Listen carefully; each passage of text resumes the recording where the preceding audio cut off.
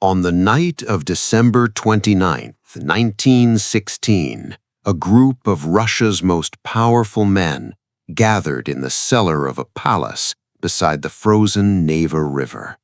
They had one purpose. They intended to kill a peasant. Not a soldier, not a rival prince, not a foreign spy, but a bearded holy man from the frozen fields of Siberia, who had somehow clawed his way into the private heart of an empire. They fed him cakes laced with enough cyanide to drop a horse. He ate them and asked for more. They poured him wine that should have stopped his heart between one sip and the next. He drank it and hummed a tune. Then they shot him. Then they shot him again. And still, when one of the conspirators leaned in close to be sure the thing was finished, the dead man opened his eyes. That is the story the world remembers. A monk who would not die. A demon who ate poison like candy.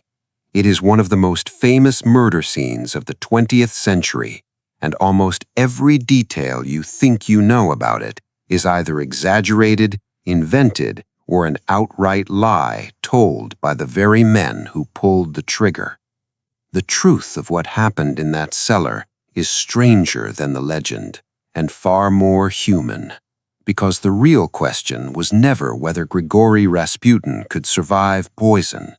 The real question was how a man born in a village with no name worth remembering ended up so dangerous that killing him seemed like the only way to save Russia itself. To answer that, we have to go back to the mud. He was born in the village of Pokrovskoye in 1869, in a part of Siberia so remote that the outside world barely knew it existed. His father drove horses and hauled cargo along the river roads. His mother bore several children who did not survive infancy, a common grief in a place where winter killed the weak without ceremony. Young Grigori grew up half wild, working the land, drinking hard, and earning a local reputation as a troublemaker with a wandering eye and quick fists. There was nothing about the boy that suggested he would one day whisper into the ear of a tsarina. If anything, the villagers expected him to end up dead in a ditch or a jail cell. Something shifted in him in his late 20s. Accounts differ on what triggered it. Some say he had a vision. Others say he simply grew tired of the man he had become. Whatever the cause, he left home and walked. He walked to monasteries hundreds of miles away, sleeping in fields, begging for bread, immersing himself in the wandering pilgrim tradition that ran deep through Russian peasant faith. Men like him were called stronics, holy wanderers who owned nothing and answered to no church authority. When Rasputin finally returned to his village, the people who had known him as a drunk found a different creature entirely. He spoke of God with a burning intensity. His eyes, everyone agreed, had become impossible to look away from. Peasants began traveling to his door for blessings and healing.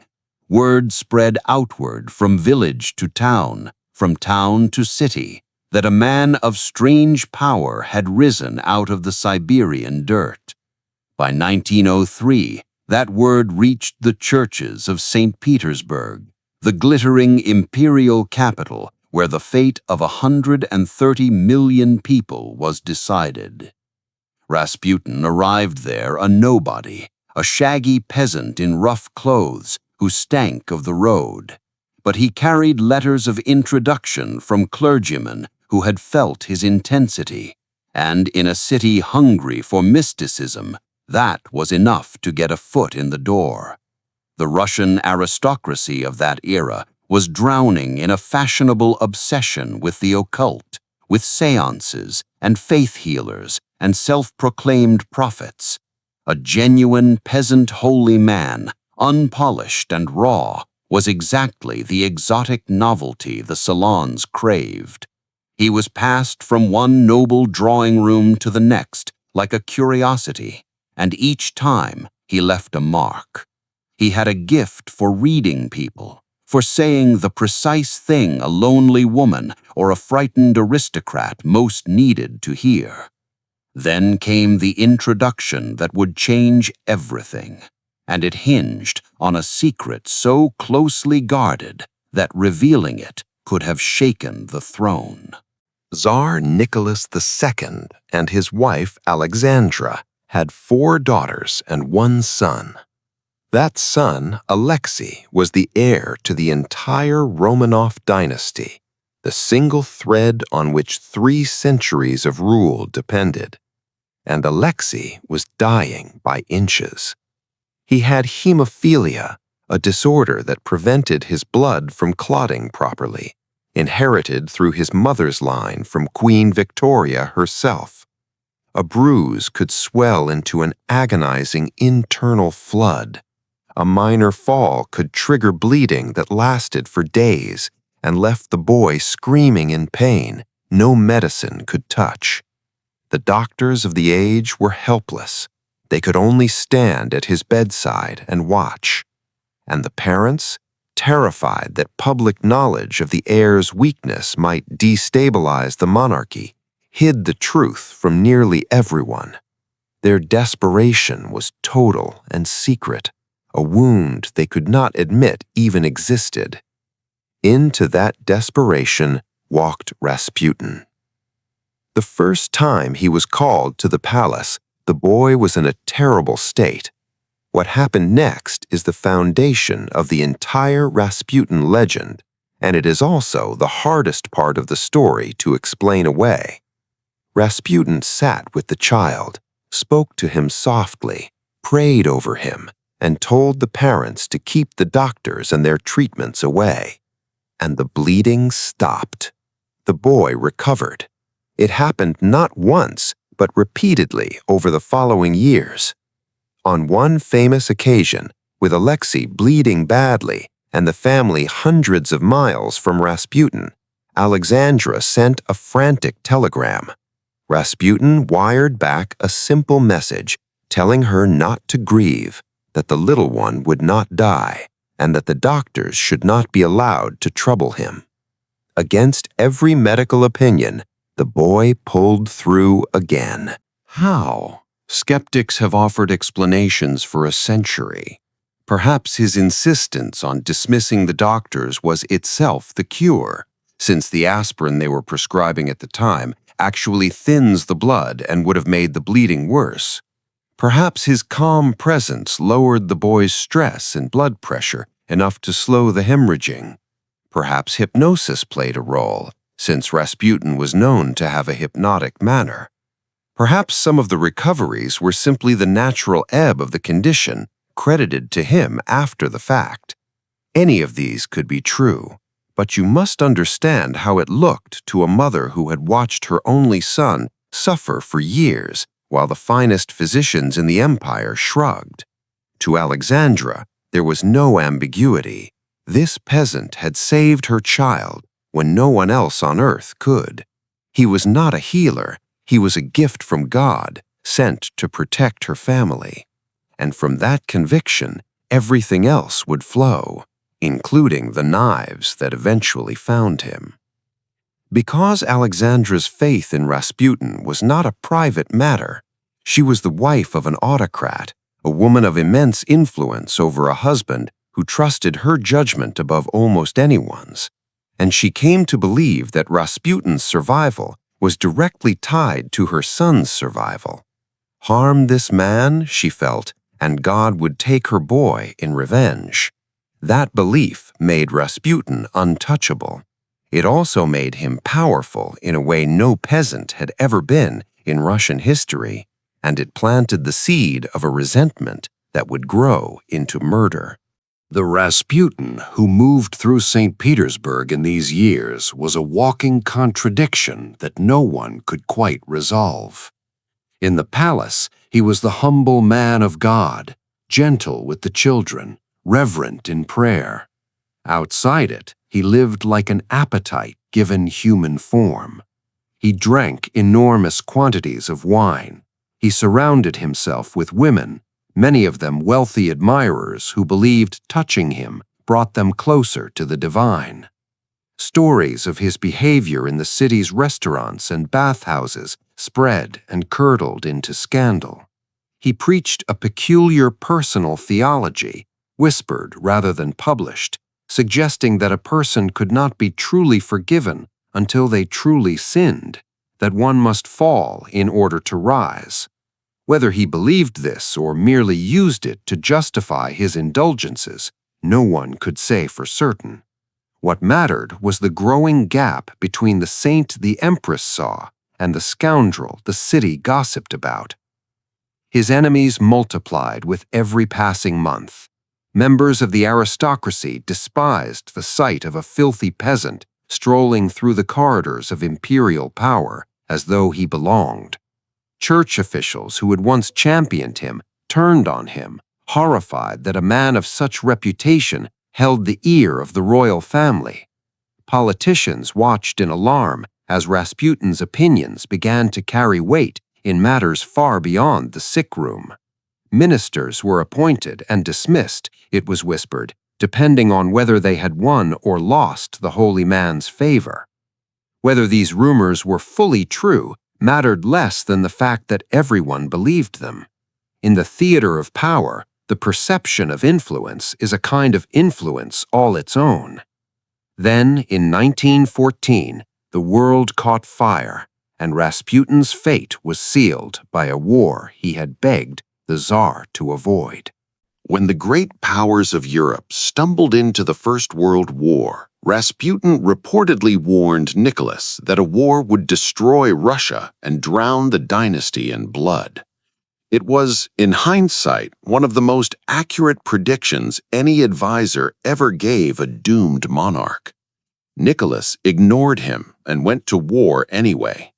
As the conflict ground on and Russian soldiers died by the hundreds of thousands in the mud of the Eastern Front, the Tsar made a fateful decision. In 1915, he left the capital to personally command his armies at the front. It was a disaster in the making, because it meant that the day-to-day governance of the empire fell into the hands of the person he trusted most to keep his throne warm, his wife. And his wife trusted Rasputin. This is the moment the legend of Rasputin curdles from scandal into something the ruling class saw as a genuine threat to national survival. With Nicholas away, Alexandra effectively ran the government, and she leaned on Rasputin's counsel in her letters and meetings. Capable ministers were pushed out. Incompetent or corrupt figures, some of them Rasputin's associates, were pushed in. The war effort staggered. Food grew scarce in the cities, and through it all ran a poisonous piece of common knowledge that damaged the monarchy perhaps more than any battlefield defeat. Alexandra had been born a German princess. Russia was at war with Germany. And now this German-born empress, guided by a sinister peasant mystic, was steering the empire while her husband was away. To the starving, grieving public, it looked like betrayal at the very top. Rumors spread that Rasputin was a German agent, that he and the empress were lovers, that the two of them were deliberately sabotaging Russia from within. None of it was proven. All of it believed. And the name at the center of every ugly rumor was Rasputin. For a group of aristocrats loyal to the monarchy, this became unbearable. They watched the crown they revered being dragged through the mud, and they became convinced that the throne could only be saved by removing the man they blamed for poisoning it. If Rasputin died, they reasoned, the empress would lose her dark influence, the Tsar would come to his senses, competent leadership would return, and Russia might yet be pulled back from the brink. It was a desperate plan, built on a simple assumption, that one death could reverse the collapse of an empire.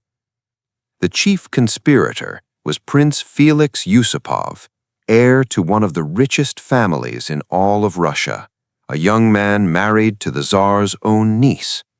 Alongside him were a right-wing politician named Vladimir Perishkovich, the Tsar's cousin, the Grand Duke Dmitri, and a small handful of others. Together they laid their plans in secret, and in doing so, they authored the very legend they are remembered by. Here is where the myth and the history split violently apart, because nearly everything we think we know about the murder comes from the killers themselves. The most famous version of events comes primarily from Yusupov, who wrote about the murder in vivid detail years later, and whose account has been repeated in countless books and films ever since. According to that telling, the conspirators lured Rasputin to the Yusupov palace late at night with the promise of meeting Felix's beautiful wife. They led him down into a basement room prepared for the occasion and fed him cakes and wine that had been laced with cyanide, enough poison, supposedly, to kill several men. And nothing happened. Rasputin ate and drank and remained cheerfully, maddeningly alive. Yusupov, growing frantic, excused himself, retrieved a revolver, returned and shot Rasputin in the chest. The holy man collapsed. The conspirators believed it was finished. But when Yusupov approached the body a short time later, Rasputin's eyes flew open and lunged, seizing his killer by the throat with terrifying strength, before staggering up the stairs and out into the snow-filled courtyard. There the others shot him again several times before beating him and finally binding his body and dumping it through a hole in the ice of the frozen river. And in the most enduring flourish of the entire legend, it is claimed that when his body was later recovered, his lungs were full of water, suggesting that even the bullets had not killed him, that the poison had not killed him, that in the end, it was drowning beneath the ice that finally finished the man who would not die. It is a spectacular story. It is also almost certainly false in its most dramatic particulars. Consider the poison, the single most famous element of the whole tale, the cyanide that failed, may never have been in the cakes at all. One of the physicians involved in the plot, Dr. Stanislas Lazavert, later confessed that when the moment came to lace the food, his nerve failed him, and he substituted a harmless substance instead. If that confession is true, then Rasputin survived the poison for the simplest reason imaginable. There was no poison. Even setting that aside, cyanide requires stomach acid to convert into its lethal gaseous form, and there is evidence Rasputin suffered from low stomach acid, which could have blunted the effect of any real dose. And the cakes themselves present a problem, because by several accounts, Rasputin disliked sweets and may have eaten little or nothing of them. The image of a demon gorging on poisoned pastries and shrugging it off makes for unforgettable cinema. The reality may be that he was simply never meaningfully poisoned at all. Now consider the autopsy, the coldest and most reliable witness in the entire affair. When Rasputin's body was examined, it told a story sharply different from the killer's theatrical version. There was no credible evidence of cyanide in his system, and crucially, there was no water in his lungs. The single most haunting detail of the legend, the notion that he was still breathing when he went under the ice and died by drowning, is contradicted by the physical evidence. He was dead before the river took him. The autopsy did reveal the thing that actually killed him, and it was brutally simple.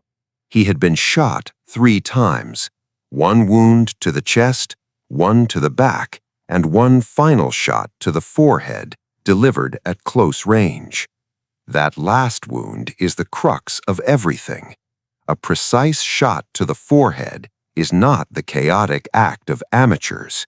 It is an execution. That single bullet has led some historians toward a startling possibility, one that reframes the entire murder.